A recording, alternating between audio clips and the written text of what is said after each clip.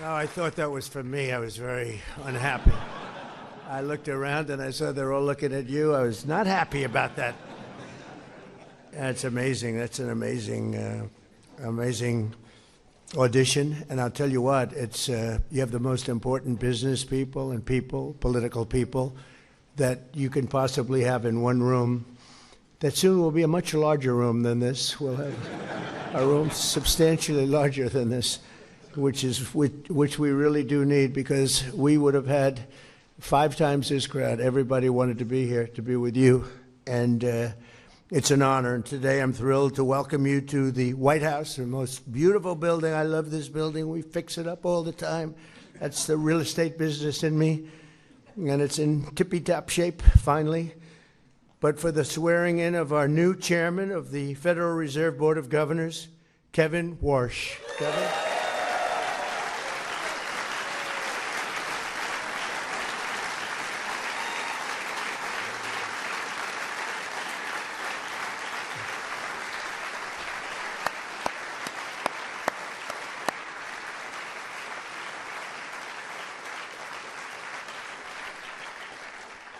And I expect he will go down as one of the truly great chairmen of the Federal Reserves that we've ever had. I really believe that. I think he's got abilities that very few people have. Covers a lot of territory, and he's respected by everybody, and that's so important in that position. Congratulations to Kevin and to his wonderful wife, Jane. Jane, thank you very much. Fantastic, Jane. And to your very beautiful family. You have a beautiful family. Congratulations. It's a big deal. We're honored to be joined by some incredible people. Our Speaker of the House, Mike Johnson, who is doing an unbelievable job. Mike, thank you very much. He's working very hard on the Save America Act, but I will not say that. He'll get it done, too. He gets everything done. Thanks, Mike. Supreme Court Justices, and they are great, Clarence Thomas and Brett Kavanaugh. Okay.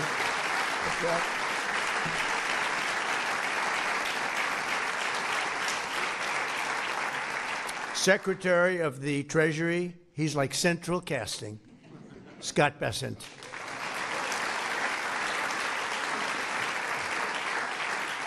If we do a movie on someday we're going to need a Secretary of the Treasury, we're starring him, I think. We'll put him in there, right?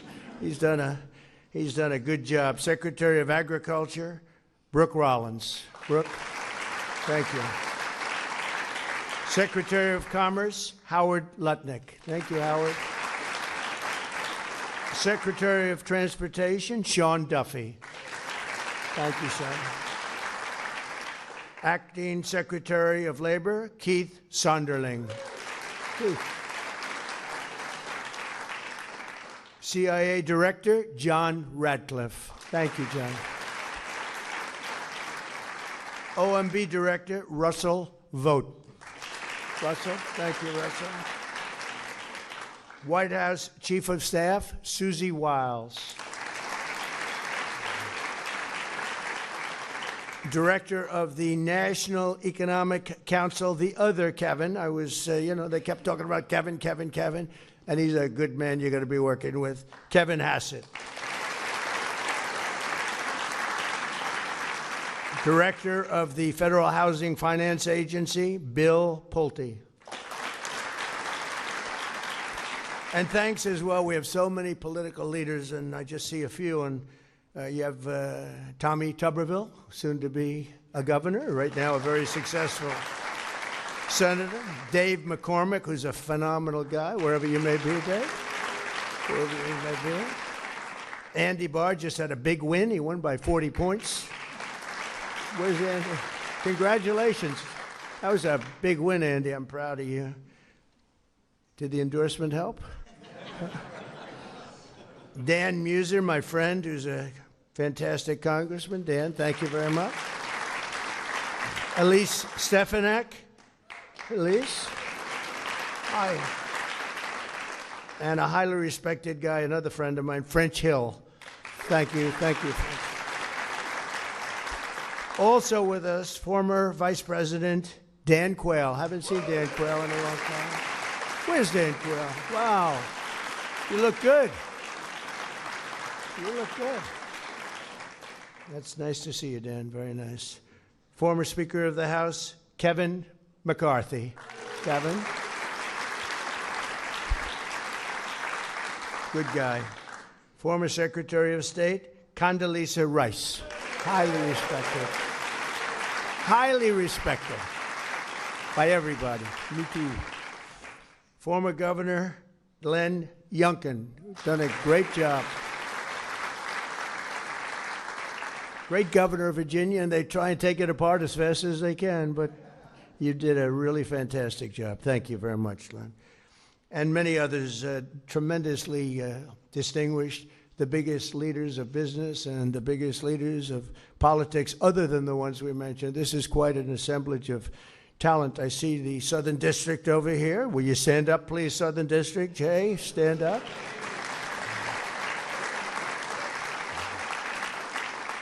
And I don't know if our acting Attorney General is here. He's pretty busy. He's kept very busy. So if he is, or if he isn't, I'll just tell you he's doing a very good job working together, right? He's doing a great job, actually. So no one in America is better prepared to lead the Federal Reserve than Kevin Warsh. Kevin received a degree in public policy from Stanford University and then earned a JD from Harvard Law School. He studied under the renowned economist Milton Friedman and was mentored by the legendary Secretary of the Treasury and Secretary of State George Shultz, all legendary names, really. Kevin has worked at the highest levels of the financial world as an executive in the private sector. He did very well, and he served at the highest reaches of government as a senior economic advisor in the White House. He knows the White House very well. He's walking through the White House. He's pointing things to me that I didn't even know. At the age of 35, he became the youngest ever Federal Reserve governor. For the past 15 years, Kevin has been a fellow at Stanford's Hoover Institution, and his credentials really are second to none when you hear them, and there's plenty more. I know that Kevin has the deepest respect and reverence for the institution he will lead starting today. We're so lucky to have him.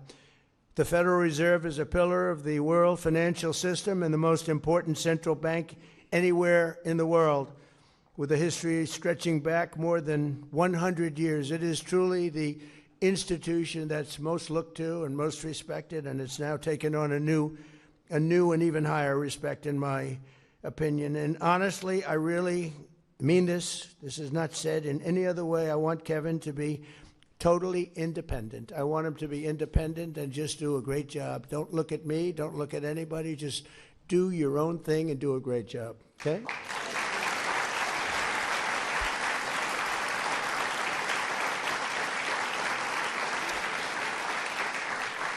Unfortunately, in the eyes of many, the Fed lost its way in recent years. It became distracted by concerns far removed from its core mission and mandate, drifting into matters such as climate policy and DEI initiatives, with the Fed straying from its mandate. While the last administration blew out the deficit, Americans suffered the worst inflation that we had in history. It was the worst inflation we've ever had. As you know, some people say you're wrong about that. It was only in 48 years, but I think 48 years almost sounds worse. The worst inflation we've ever had, so it made it very difficult.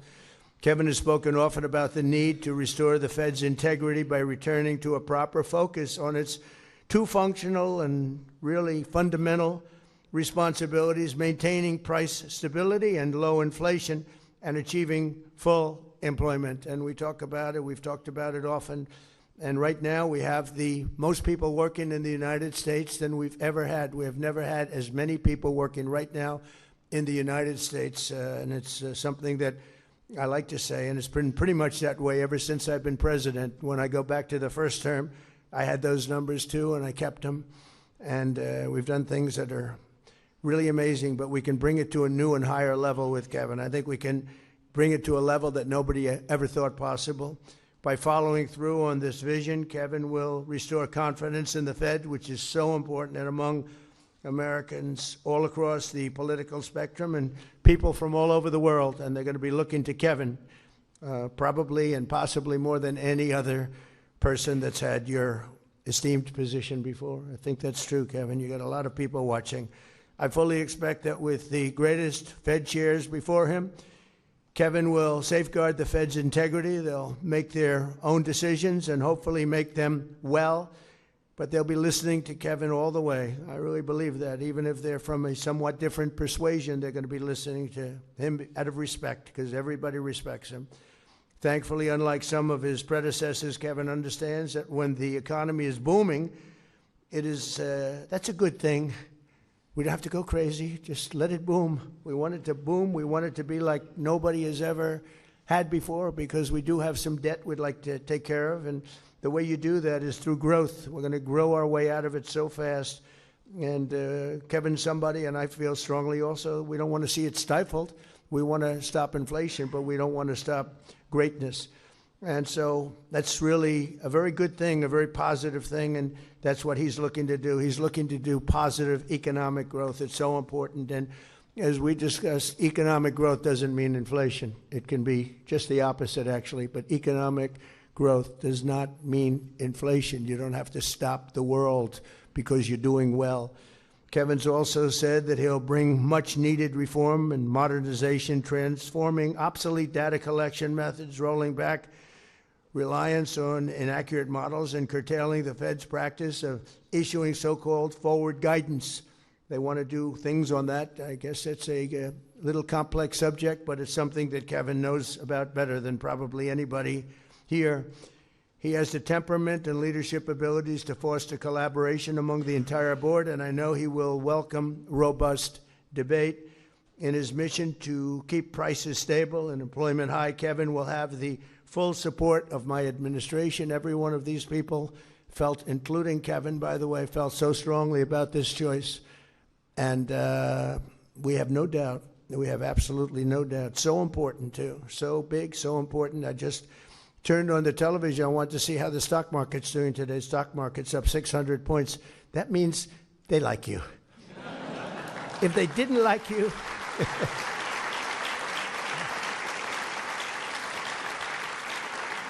it's actually up to 50,702.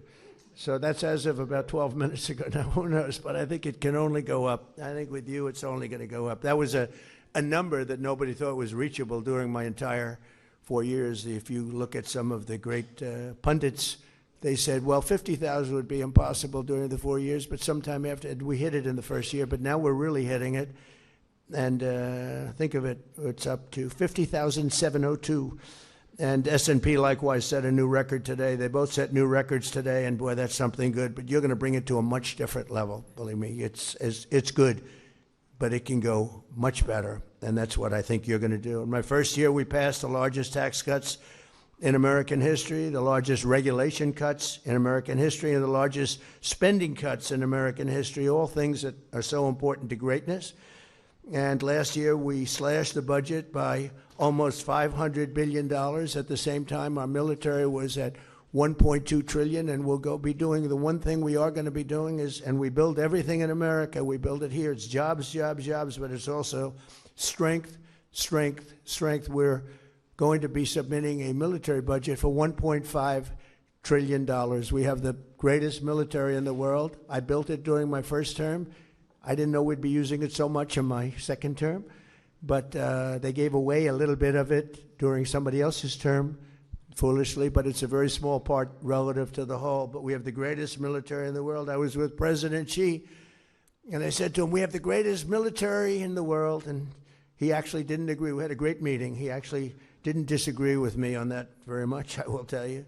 But we really do. What we've done in Venezuela, you see, what we've done to Iran. Iran is dying to make a deal. We'll see what happens, but we hit them hard, and we had no choice because Iran cannot have a nuclear weapon. They cannot have it.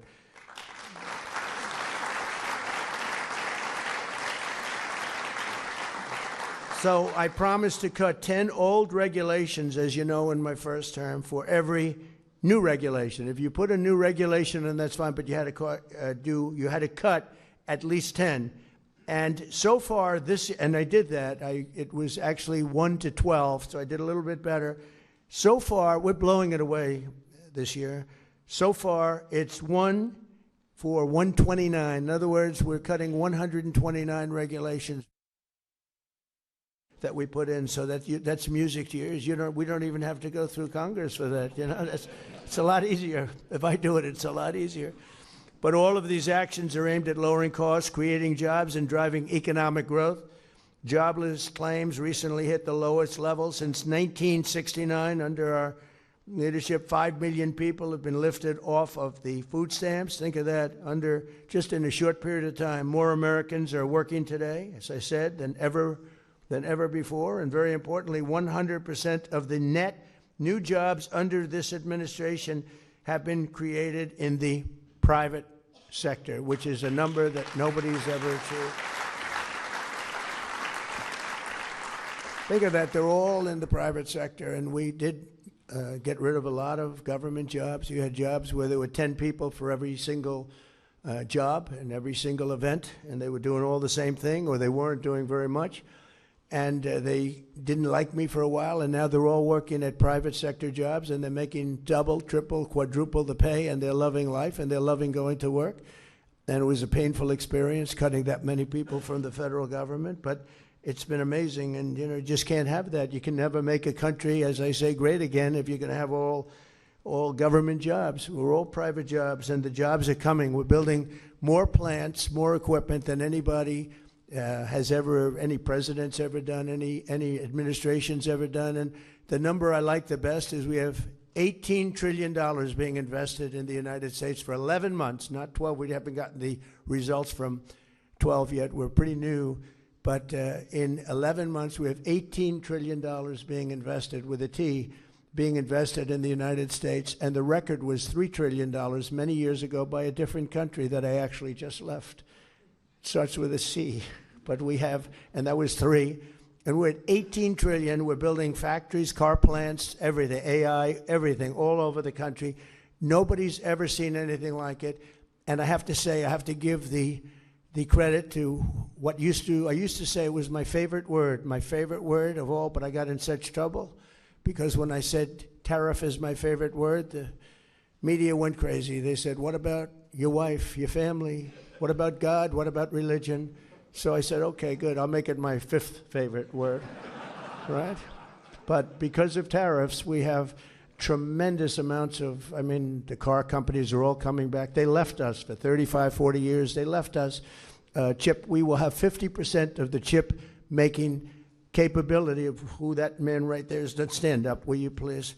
But is that right? We're going to have 50% by the time I leave office, and maybe more than that. They're moving in from Taiwan, they're moving in from other places, and they're building in Arizona in particular, in that particular case. But between the auto plants, we have more auto plants under construction now than we've ever had before. We went many years and there was no plant built. And it's all due to what we did with tariffs, I guess November 5th, but all because of the tariffs and what they've done, used properly, used judiciously. So it's really something special. So we have all these plants under construction. They'll be completed over the next year and a half, and you're going to see numbers like we've never seen in this country before. No country has ever seen the kind of numbers you're going to see. And we have some of the people in this room, I look at them, some of the geniuses that are building those plants. A plant used to cost, if you built a shopping center, it would cost $50 million a nice center, but $500 million a giant, beautiful center. These people are investing. You're going to have to look in $50 billion on a building for AI. $50 billion. I say, how big is it? Well, it goes 3 miles by 5 miles. In other words, you drive 3 miles, 5 miles.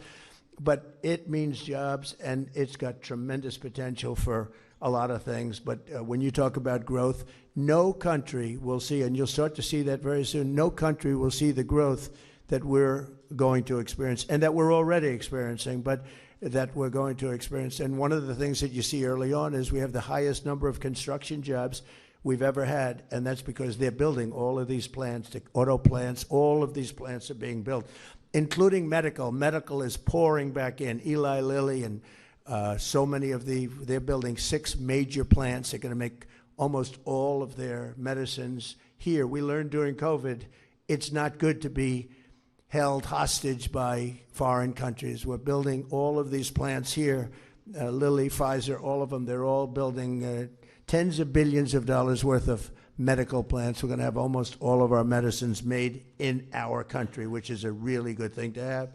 During 4 years of Biden, our country secured less than $1 trillion. Think of that, though, and we're doing $18 trillion, and everyone's talking about that because nobody's ever seen anything like it in a short time ago.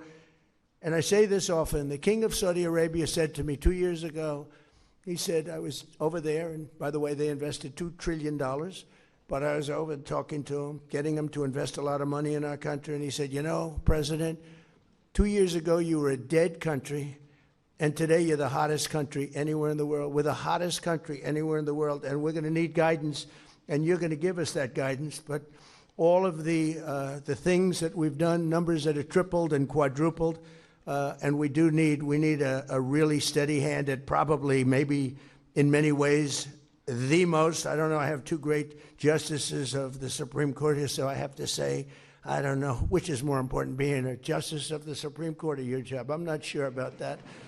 I'm not sure. I think I'd rather be a justice between you and I. It might be easier. You're going to find out.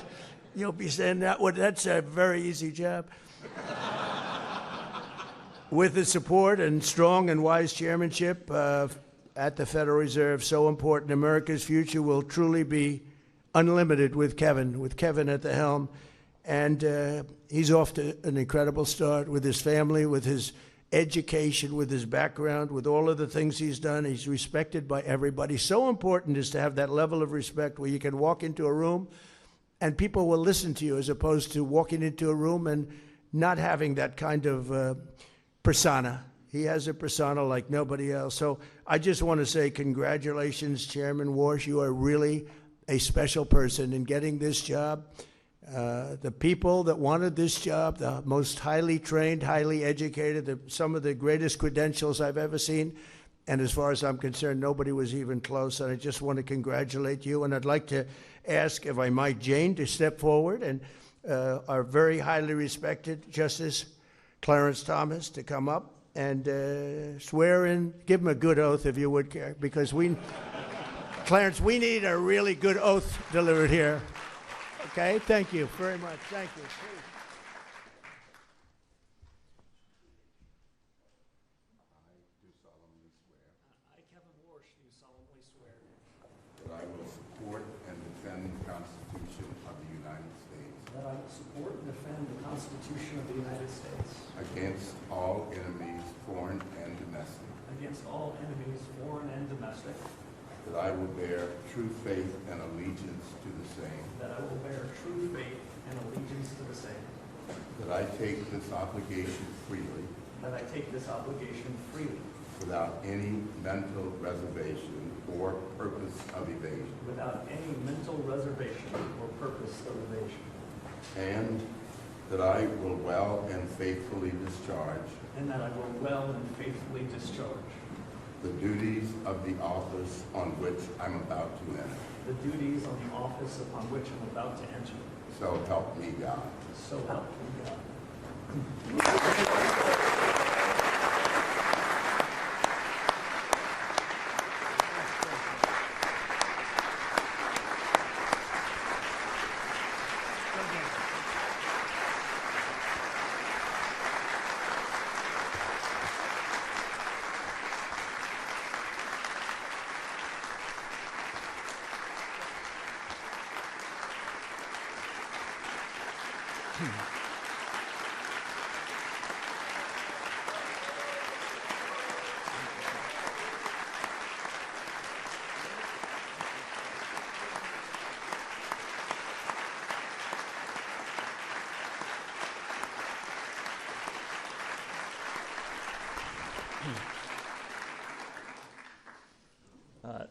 Thank you, Mr. President. This is above and beyond.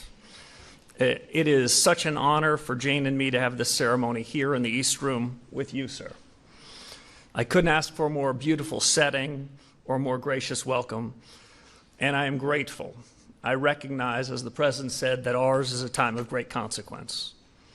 It's also a great honor for me to have the oath of office administered by one of the great and longest-serving public servants, a brilliant and independent thinker, a man dedicated to our Constitution, and no less important, a joyful and collegial presence on our highest court, my esteemed friend, Justice Clarence Thomas.